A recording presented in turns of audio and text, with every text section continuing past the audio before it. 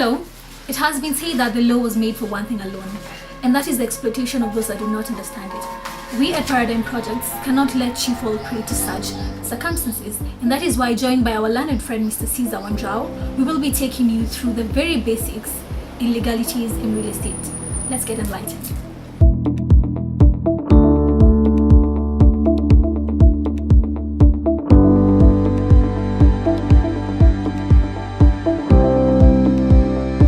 So, Mr. Wanjao, I am a layman out there looking to buy property.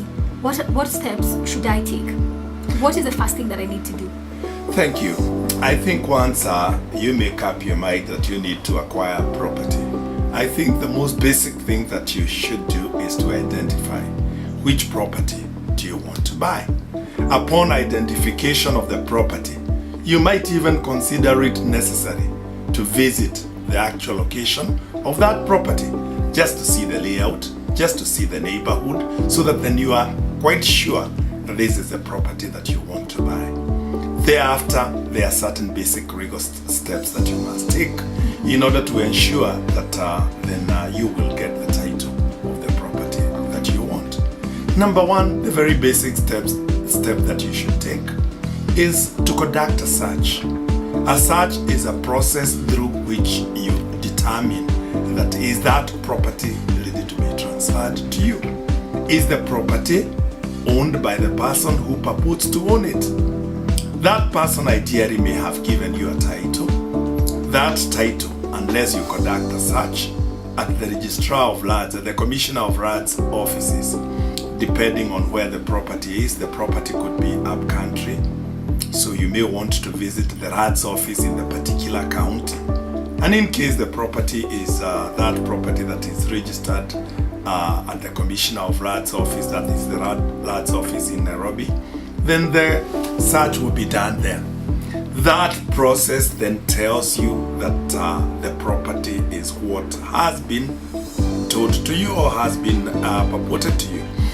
Identification, a search then will be conducted, and it is basic fees. You'll pay basic fees for that, I think 520 shillings, and then the registrar will give you either, depending on the regime the RAD is registered, you'll get either a search certificate showing the entrance, the entries therein, or in certain regimes he will give you a copy of that title, not only showing that the status of the land, but also giving you the history.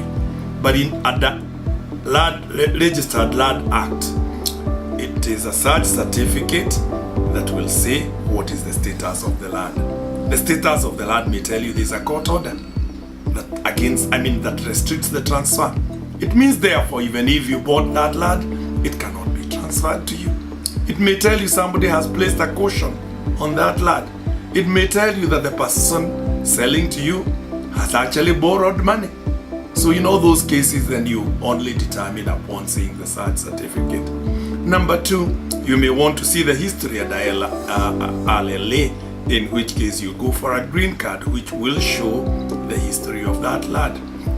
Then upon so doing, if you are satisfied that the property can be transferred to you, the most logical thing to do then, and ideally this is a process that is conducted by professionals, mainly lawyers. So it will be prudent to you, once you determine you want to buy the property, to engage the services of a lawyer. And and I imagine that you already had, of course, the identity card of the purported seller, the intending seller, and certainly the PIN card and a copy of the title. Those are the documents that are entitled to you to do that. Soon thereafter, then the advocate for the vendor will provide you with a draft agreement. If you have appointed a lawyer, it will be sent to your lawyer.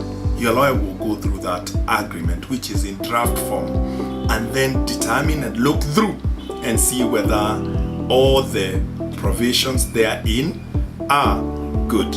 If he wants an amendment, he can always propose an amendment.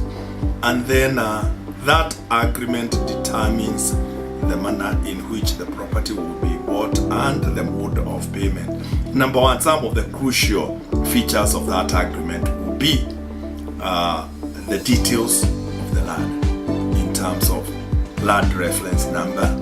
Number two, the purchase price. What is the purchase price? Number three, what is the mode of payment? What is the basic deposit? And what are the subsequent payments until full completion? And finally, now the process of the transfer will begin. So once you have complied in terms of, and ideally, generally, it is 90 days, but parties can agree to fast track the process and make it shorter, depending on whether all the documents necessary are ready for that land. When transfer comes, there are certain things that must be done. From the point of view of a vendor, today there was recently there was introduction of capital gain tax. Capital gain tax is that tax that is paid from the time of acquisition, the value at which you acquired, and the value which the property has gained. It means it is 5% of the profit that you are making. That is capital gains tax. There is also, from the point of view of the purchaser, the stamp duty, and therefore, number one, that those agreements need to be stamped. The transfer document will need to be stamped, and certainly then the registration will be effected. There are various other things that require to be done. For example, depending also on the regime, there is the consent to transfer. In cases of agricultural land, there is the land board consent that must be there, and in case of other land situated elsewhere, there are various other processes to be undertaken. But suffice to say that in case this is a property that is the general property that is registered under the Registered Land Act, you will need, if it is a lease from the government or from the local authority, you will need to have cleared the rates and the rents for the transfer to be effected. After that, then, once there is evidence of that payment, then the buyer or the purchaser has to pay the stamp duty. The stamp duty will also be determined by the nature of the land that you are buying, and the regime under which it is registered will determine the amount. Then after that, when all the documents are are ready, then, and of course, I'm assuming here that the entire amount has been paid now or as agreed, then the property is ready to be transferred and can be so transferred to the purchaser, and that will determine the entire process. As I said earlier, it is between the parties who agree, the vendor and the purchaser, to agree what are our terms. As always, because it is a willing buyer, a willing seller. Do you want to pay 10%? Ideally and generally, it is 10% that is paid, and then you can agree how the subsequent payments will be until completion. Again, generally and ideally, the entire process takes 90 days, but there is nothing to stop it from being done within a shorter time or a longer time